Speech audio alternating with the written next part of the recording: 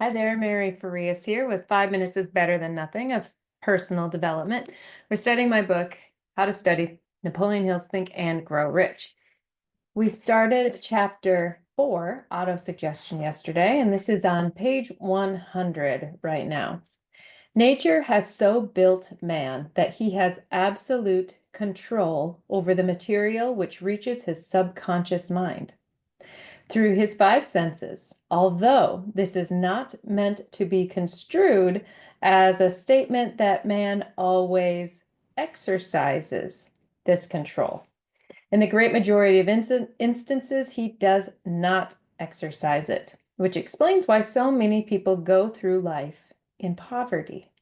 Recall what has been said about the subconscious mind resembling a fertile garden spot in which weeds will grow in abundance if the seeds of more desirable crops are not sown therein. Autosuggestion is the agency of control through which an individual may voluntarily feed his subconscious mind on thoughts of creative nature, or by neglect, permit thoughts of a destructive nature to find their way into this rich garden of the mind. You were instructed in the last of the 6 steps described in the chapter on desire to read aloud twice daily the written statement of your desire for money, and to see and feel yourself already in possession of the money.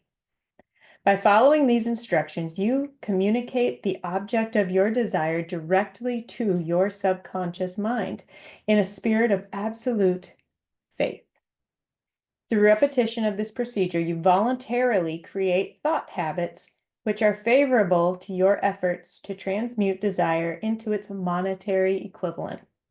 Go back to these 6 steps described in chapter 2 and read them again very carefully before you proceed further. Then, when you come to it, read very carefully the 4 instructions for the organization of your mastermind group, described in the chapter on organized planning. By comparing these 2 sets of instructions with that which has been stated on autosuggestion, you, of course, will see that the instructions involve the application of the principle of autosuggestion. So, he's telling you exactly how your mind works. He says that we have complete control over the thoughts that we give to our subconscious mind. So sometimes we think our thoughts are thinking us, but in fact, we have the control over our thoughts. That is where the idea of free will comes from. We have the free will to think the thoughts we want to think. So if we hear, see, smell, taste, or touch something in our environment, and we make a snap judgment on that thing, we are not thinking. We are allowing our programming to react for us.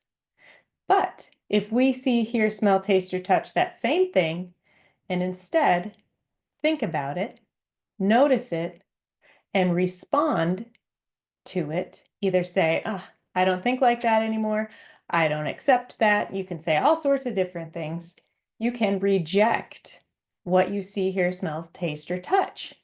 Many people think of that as ignoring reality, when in fact, what Napoleon Hill is telling us is that if we accept those things in our environment, we continuously accept them. We will forever and accept them moving forward if we interact with them on that level of frequency, that vibration. However, if we see something that we don't like and instead say, that's not part of my world anymore, what I choose to think about is something else, it's polar opposite, then in fact, we begin to attract its opposite. I'll give you an example.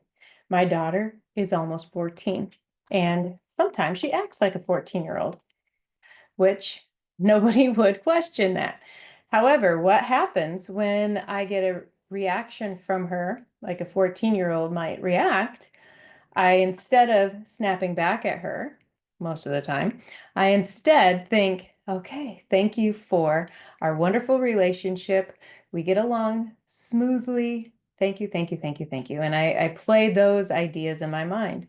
And lo and behold, it doesn't take long when she comes back to me and she says, I'm sorry, Mom, I apologize. Or the next time that we talk, everything is smooth.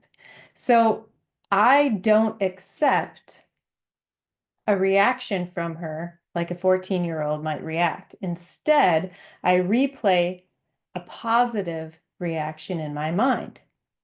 And so in the future, that is what I receive. So it's not about her, it's about me and what I expect. So if I thought, oh, she's 14, she's doing this and this and this and this and this, and I get all frustrated, guess what I'm going to see next time? This and this and this and this and this. But as I continue to mold my thoughts around the ideal of what I want, of how our relationship actually is, it's smooth sailing. It's so much better. So I invite you, try it. We went over just a titch, but I think that that is a great discussion on what Napoleon Hill is teaching us about our minds. So I'll see you tomorrow. Bye.